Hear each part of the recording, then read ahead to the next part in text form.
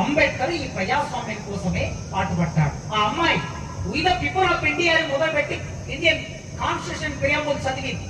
భారత రాజ్యాంగ ప్రవేశికలో భారతదేశ ప్రజలమైన మేము భారతదేశాన్ని, గుర్తుపెట్టుకోండి మీరు, భారతదేశ ప్రజలమైన మేము భారతదేశాన్ని సర్వసత్తాక, సార్వభౌమ, గణతంత్ర, లౌకిక, సామ్యవాద, ప్రజాస్వామ్య దేశంగా గుర్తిస్తున్నామని ఉంటుంది. లౌకిక అనే పదం ఉన్నది, సామ్యవాదం అనే పదం ఉన్నది, ప్రజాస్వామ్యం అనే పదం ఉన్నది, సార్వభౌమాధికారం అనే పదం ఉన్నది. ఇవన్నీ గుర్తిస్తూ విద్యలో సమానత్వం, రాజకీయాల్లో సమానత్వం, అవకాశాల్లో సమానత్వం, అందరికీ భారతదేశ రాజ్యాంగం హామీ పడుతుంది అని ప్రియంబుల్లో ఉంటుంది. ఈ ప్రియంబులను అర్థం చేసుకోవడానికి, ఈ ప్రియంబులను రాయడానికి అంబేద్కర్ 2 సంవత్సరాల 11 నెలల 18 రోజులు భారత